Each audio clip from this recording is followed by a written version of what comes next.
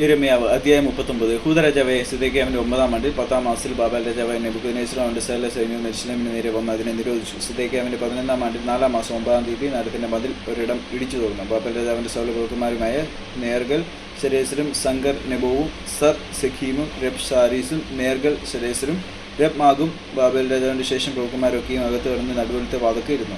യഹൂദ രാജാവായ സിദെക്കീയാവ് എല്ലാ പടയാളികളും അവരെ കണ്ടപ്പോൾ ഓടിപ്പോയി. അവർ രാത്രിയിൽ രാജാവിൻ്റെ തോട്ടം വഴിയായി 2 മതിലുകൾക്ക് നടുവിലുള്ള വാതിൽക്കൽ കൂടി നഗരത്തിൽ നിന്ന് പുറപ്പെട്ട് അരാബ വഴിക്ക് പോയി. എന്തേറെ സൈന്യം അവരെ പിന്തുടർന്നു. യെരിഹോ സമഭൂമിയിൽ വെച്ച് സിദെക്കീയാവോടൊപ്പം എത്തി അവനെ പിടിച്ചു. ഹമാത്ത് ദേശത്തിലെ റിബ്ലയിൽ ബാബേൽ രാജാവായ നെബൂഖദ്നേസറിൻ്റെ അടുക്കൽ കൊണ്ടുവന്നു. അവന് വിധി കൽപ്പിച്ചു. ബാബേൽ രാജാവ് റിബ്ലയിൽ വെച്ച് സിദെക്കീയാവിൻ്റെ പുത്രന്മാരെ അവൻ കാണുകെ കൊന്നു. യഹൂദ കുലീനന്മാരെയൊക്കെയും ബാബേൽ രാജാവ് കൊന്നു കളഞ്ഞു.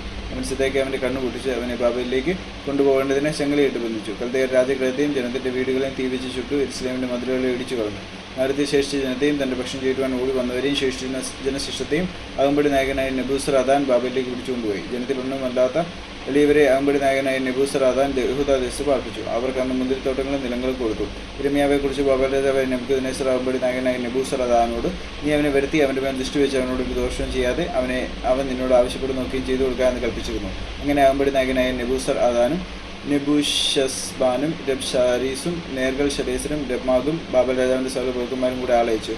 യിരെമ്യാവെ കാവൽപ്പുരമുറ്റത്ത് നിന്ന് വരുത്തി അവനെ വീട്ടിലേക്ക് കൂട്ടിക്കൊണ്ടു പോകേണ്ടതിന് ശാഫാൻ്റെ മകനായ അഹീക്കാമിൻ്റെ മകനായ ഗെദല്യാവെ ഏൽപ്പിച്ചു. അങ്ങനെ അവൻ ജനത്തിനിടയിൽ പാർത്തു. യിരെമ്യാവ് കാവൽപ്പുരമുറ്റത്ത് അടയ്ക്കപ്പെട്ടിരുന്ന കാലത്തെ അള്ളപ്പാട് അവൻ ഉണ്ടായിരുന്നാൽ, നീ ചെന്ന് കൂശനായ ഏബദ് മേലെക്കിനോട് പറയേണ്ടത്, ഇസ്രായേലിൻ്റെ ദൈവമായ സൈന്യങ്ങളുടെ യഹോവ ഇപ്രകാരം അരുളിച്ചെയ്യുന്നു, ഞാൻ എൻ്റെ വചനങ്ങളെ ഈ നഗരത്തിന്മേൽ നന്മയ്ക്കല്ല തിന്മയ്ക്ക് എത്രയും നിവർത്തിക്കും. അന്ന് നീ കാണുകയും അവ നിവൃത്തിയാകും. അന്ന് ഞാൻ നിന്നെ വിടുവിക്കും. നീ ഭയപ്പെടുന്ന മനുഷ്യരുടെ കയ്യിൽ നീ ഏൽപ്പിക്കപ്പെടുകയുമില്ല എന്ന യഹോവയുടെ അരുളപ്പാട്.